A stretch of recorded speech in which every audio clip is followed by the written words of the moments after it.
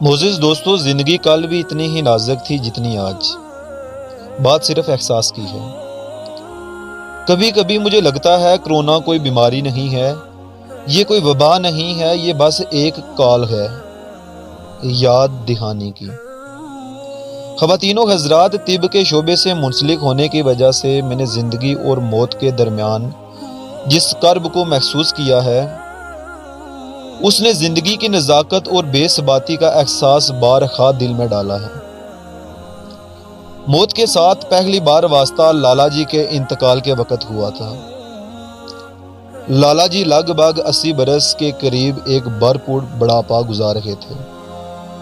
ہمارے بزرگوں کے ساتھ تعلق کی وجہ سے اکثر کلینک پر آ جاتے اور چائے کی فرمائش ہوتی تھی، لیکن ان کی آمد ہمیشہ مغرب کی نماز کے بعد ہوا کرتی تھی۔ اپنے ماضی کے قصے، کچھ حالات حاضرہ پر تبصرہ، کچھ اپنی طبیعت کا موضوع۔ لیکن اس دن ظہر کی نماز کے بعد آئے تو مجھے کچھ عجیب لگا۔ سلام دعا کے بعد کہنے لگے، آج جب میں نماز پڑھ رہا تھا تو مجھے ایسے لگا جیسے میرا جسم ایک لمحے کو سن ہو گیا ہو، لیکن پھر سب کچھ ٹھیک ہو گیا۔ میں نے مذاق میں کہا، آپ نے میرے ساتھ چائے پینے میں کافی غیر حاضریاں کر ڈالی ہیں، اس لیے ایسا ہوا ہوگا۔ پہلے چائے پیتے ہیں، پھر طبیعت بھی چیک کر لیتے ہیں۔ لیکن ابھی میری بات مکمل نہیں ہوئی تھی کہ کہنے لگے، بالکل ایسے ہی ہوا تھا، اور ان کا جسم جھک گیا۔ ڈسپنسر کی مدد سے بستر تک لے گیا تو ان کا جسم روح سے خالی ہو چکا تھا۔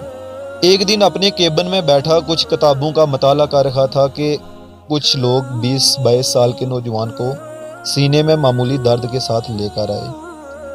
تو چیک اپ کے بعد میں نے بتایا کہ دل کے اٹیک عموماً اس عمر میں نہیں ہوتے، لیکن اس کی ساری علامات کچھ غیر معمولی ہیں، اس لیے ایک بار دل والے ہسپتال ضرور چیک کروا لیں۔ لیکن جو ہی نوجوان کمرے سے نکلنے لگا تو گر گیا۔ اٹھا کر بستر تک لے جایا گیا تو اس کی روح اور جسم کا ناطہ ٹوٹ چکا تھا۔ لیکن جس موت نے میرے احساسات کو جھنجھوڑ کر رکھ دیا تھا، وہ ایک ایسے نوجوان کی موت تھی جس نے گھریلو جھگڑے کے بعد گندم میں رکھنے والی زہریلی گولیاں کھا لی تھیں، اور میں کرب کے ان لمحوں کو زندگی بھر فراموش نہیں کر سکتا۔ جب تکلیف اور اذیت میں وہ ہاتھ جوڑ کر منتیں کر رہا تھا کہ میری جان بچا لو، ابا مجھے معاف کر دو، اماں میرے لیے کچھ کرو، ڈاکٹر مجھ سے غلطی ہو گئی، مجھے بچا لو۔ لیکن اگلے چند لمحوں میں وہ اس دنیا سے رخصت ہو چکا تھا۔ ایسے ہی کتنے ہنستے بستے لوگوں کو اپنی آنکھوں کے سامنے اس دنیا سے رخصت ہوتے دیکھ چکا ہوں، کچھ اتنے اچانک سے اور کچھ عمر کے اس قصے میں جب ابھی زندگی کی کونپلیں بھی صحیح طرح سے نہیں کھلی تھیں۔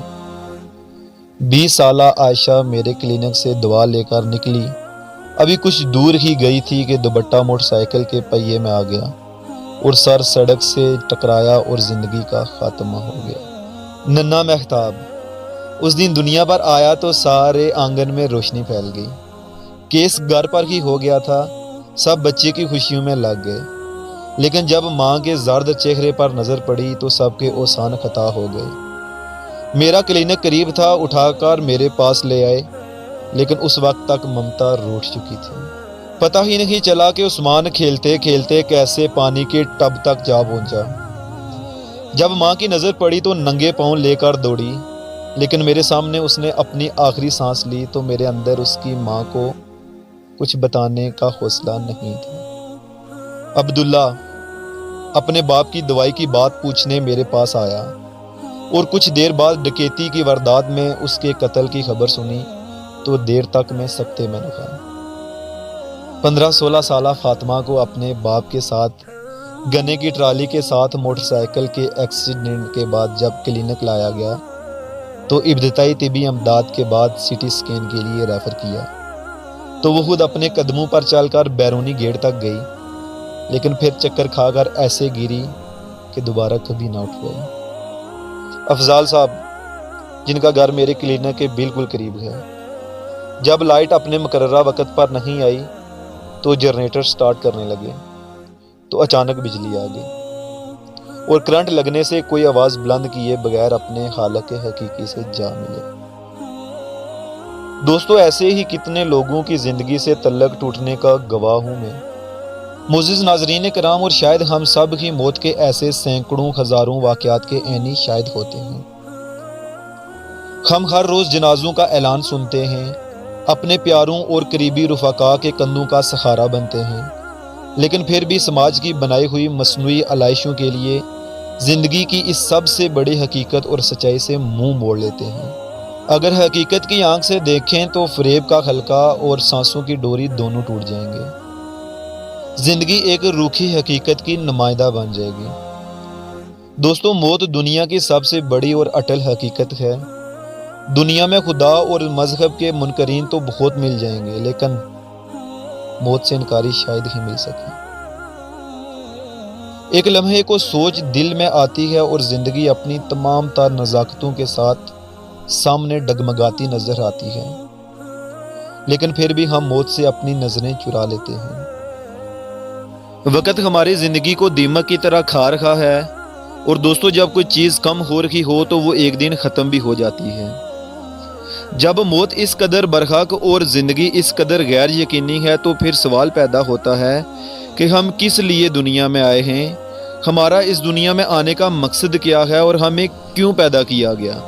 قرآن مجید میں آتا ہے، اور میں نے جنوں اور انسانوں کو صرف اس لیے پیدا کیا کہ وہ میری عبادت کریں، نہ تو میں ان سے روزی مانگتا ہوں اور نہ ہی چاہتا ہوں کہ وہ مجھے کھانا کھلائیں۔ یقیناً اللہ تعالیٰ تو خود سب کو روزی دینے والا ہے، صاحب قوت اور زبردست ہے۔ خواتین و حضرات، اگر بات کی جائے دنیا کتنی قیمتی جگہ ہے اور اس میں کس طرح رہا جائے تو سنیں، نبی اکرم صلی اللہ علیہ وآلہ وسلم ایک دفعہ اپنے اصحاب کے ہمراہ بکری کے ایک مردہ بچے کے پاس سے گزرے، اور آپ صلی اللہ علیہ وآلہ وسلم اس کا کان پکڑ کر فرمانے لگے، تم میں سے کون اسے 1 درہم کے بدلے خریدنا پسند کرے گا؟ تو اصحاب رسول صلی اللہ علیہ وآلہ وسلم عرض کرنے لگے، اے اللہ کے رسول حضرت محمد صلی اللہ علیہ وآلہ وسلم، ہم تو اسے مفت میں بھی نہیں لینا چاہتے، یہ بلا ہمارے کس کام کا ہے؟ آپ صلی اللہ علیہ وآلہ وسلم نے دوبارہ پوچھا تو صحابہ نے ادب سے عرض کی، اے اللہ کے رسول، اگر یہ زندہ بھی ہوتا تو پھر بھی عیبدار تھا، دیکھیں اس کے کان بھی چھوٹے تھے۔ تو پھر رحمت عالم صلی اللہ علیہ وآلہ وسلم نے ارشاد فرمایا کہ اللہ کی قسم، اللہ کے نزدیک دنیا اس سے بھی زیادہ حقیر ہے، اور فرمایا آخرت کے مقابلے میں دنیا کی مثال ایسی ہے جیسا کہ کوئی سمندر میں اپنی انگلی ڈبوئے اور پھر دیکھے کہ اس کے ساتھ کس قدر پانی آیا ہے۔ معزز ناظرین کرام، ہم اپنا بچپن گزار چکے ہیں، کچھ جوانی گزار رہے ہیں اور کچھ بڑھاپے میں قدم رکھ چکے ہیں۔ سنی سنائی باتیں نہ سہیں، لیکن جو وقت ہم گزار چکے ہیں اس کے گواہ تو ہم ہیں نا، اور اس حقیقت سے بھی انکار نہیں کہ یہ وقت بھی گزر جائے گا۔ موت برحق ہے تو پھر اس کو یاد رکھنے میں کیا مذائقہ ہے؟ نہ تو مولویوں کو برا بلا کہنے سے رکنے والی ہے، اور نہ ہی اس حقیقت سے نظریں چرا لینے سے موت ٹلے گی۔ لیکن ڈر تو اس بات سے لگتا ہے کہ کہیں کل قیامت کے روز ہم ان لوگوں میں شمار نہ ہو جائیں جن کے بارے میں قرآن پاک ارشاد فرماتا ہے کہ قیامت کے روز مجرم قسمیں اٹھا اٹھا کر کہیں گے کہ ہم تو بس ایک پل کے لیے دنیا میں گئے تھے۔ اور خواتین و حضرات، ہم اس حقیقت کو کیسے نظر انداز کر سکتے ہیں جب ہمارا قرآن پاک یہ کہہ رہا ہے کہ اور موت کی بے ہوشی برحق خبر لے کر آئی، یہی وہ حقیقت ہے جس کے اعتراف سے تو راہ فرار اختیار کرتا تھا۔ دوستو، ایک لمحے کو آنکھیں بند کر لیں اور تصور کریں کہ جب لوگ ہمیں مٹی کے حوالے کر کے خود لوٹ جائیں گے، کوئی دوست، والدین، اولاد، کوئی بھی ہمارے کام نہیں آئے گا۔ مٹی میں دبا کر جانے والوں کے قدموں کو سن رہے ہوں گے، چیخیں پکاریں، لیکن کوئی سن نہیں پائے گا۔ کتنا سخت اور ہولناک منظر ہوگا، ساری خواہشیں اور تمنائیں دھری کی دھری رہ جائیں گی۔ اللہ رب العزت سے دعا ہے ہمیں اس دن کی سختی سے بچائے، قبر میں آسانی نصیب فرمائے اور روز آخرت کے دن جہنم سے نجات عطا فرمائے۔